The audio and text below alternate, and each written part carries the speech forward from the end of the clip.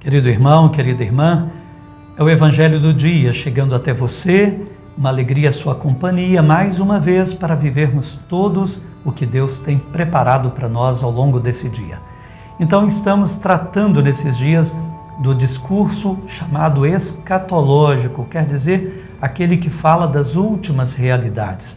Jesus está tratando das últimas realidades, da destruição de Jerusalém, da destruição do templo. Ele fala também da segunda volta, da segunda vinda dele, a volta dele definitiva para estabelecer o reino, do juízo que se seguirá a tudo isso. Então é um tema muito interessante para nós. E aqui a gente vai então refletir sobre quais são as atitudes que o próprio Jesus nos aconselha. Vamos então ao Evangelho de hoje, Lucas capítulo 21, versículos de 12 a 19. Em nome do Pai, e do Filho, e do Espírito Santo. Amém. Naquele tempo, disse Jesus aos seus discípulos: antes que estas coisas aconteçam, sereis presos e perseguidos, sereis entregues às sinagogas e postos na prisão, sereis levados diante de reis e governadores, por causa do meu nome. Esta será a ocasião em que testemunhareis a vossa fé. Fazei o firme propósito de não planejar com antecedência a própria defesa, porque eu vos darei palavras tão acertadas, que nenhum dos inimigos vos poderá resistir ou rebater. Sereis entregues até mesmo pelos próprios pais, irmãos, parentes e amigos, e eles matarão alguns de vós. Todos vos odiarão por causa do meu nome, mas vós não perdereis um só fio de cabelo da vossa cabeça. É permanecendo firmes que ireis ganhar a vida.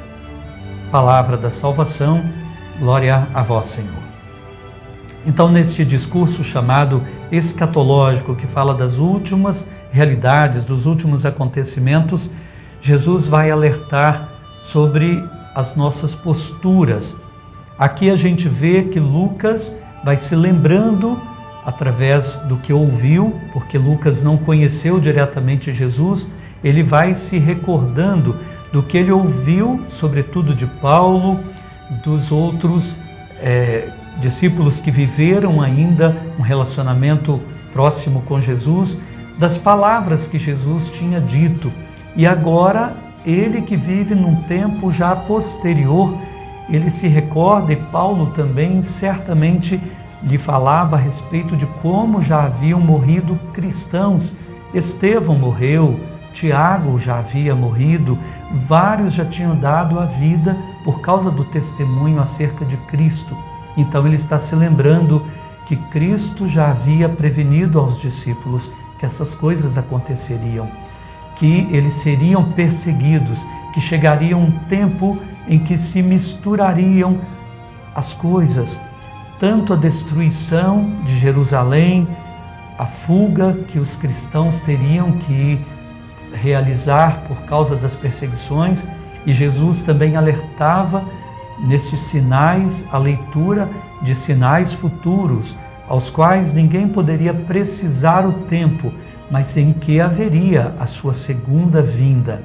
Muitos no começo achavam que isso se daria logo, mas logo perceberam também que ninguém sabia de fato quando seria, e que as palavras de Jesus, portanto, se aplicavam tanto para aqueles inícios da igreja, quanto para os cristãos de todos os tempos.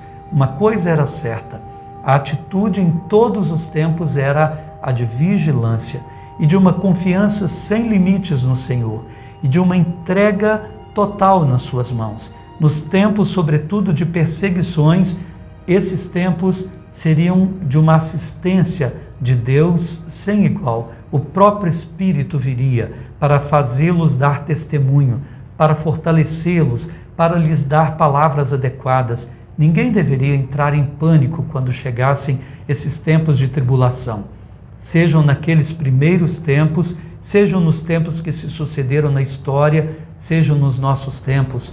A atitude seria sempre a de vigilância e de confiança, a de se atentar para a leitura dos sinais que ajudariam a perceber a presença do Senhor em todos esses tempos.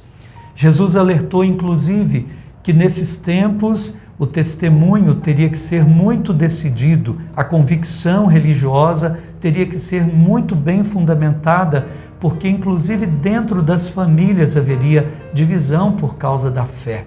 Haveria divisão porque muitos dentro de uma mesma família poderiam já não crer da mesma forma. E não é verdade que a gente vê isso acontecendo hoje? Quantos já não creem mais, por exemplo, na defesa da vida desde o seu nascimento até o seu final? Alguns já defendem o aborto como direito da mulher. O cristão que se apoia firmemente na palavra de Deus não vai defender tal coisa, ficará firme sempre na defesa de certos valores que não dependem dos tempos e nem das modas. Quantos já não defendem o casamento como verdadeiro sacramento indissolúvel por toda a vida, com uma só pessoa? Ideias vão entrando tão diferentes que fazem acontecer divisões por causa da fé dentro de uma mesma casa, inclusive perseguições àqueles que defendem as convicções cristãs a respeito da vida. É permanecendo firmes até o fim que Jesus disse: assim vocês irão ganhar a vida. Não tenham medo de ficar firmes. Não podemos confundir aqui ficar firmes com moralismos, com discursos intransigentes. Permanecer firmes é permanecer fiéis.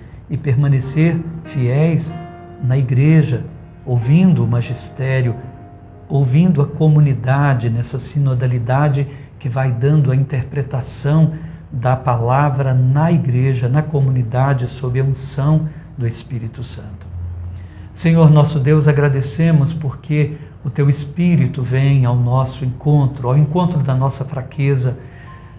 Nós queremos também rezar por todos os cristãos que são perseguidos no hoje da história, em muitos lugares do mundo, onde não se pode ser cristão com liberdade.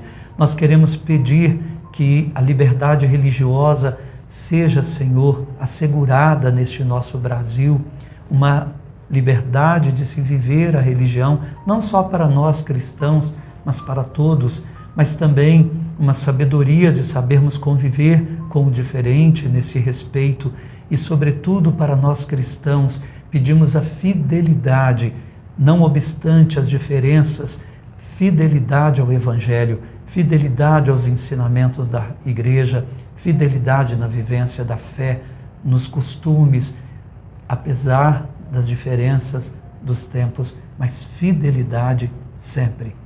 Amém. O Senhor esteja convosco. Ele está no meio de nós. Abençoe-vos Deus Todo-Poderoso, Pai e Filho e Espírito Santo. Amém. Fique firme, cheio de esperança e de alegria no testemunho do Senhor. Até breve.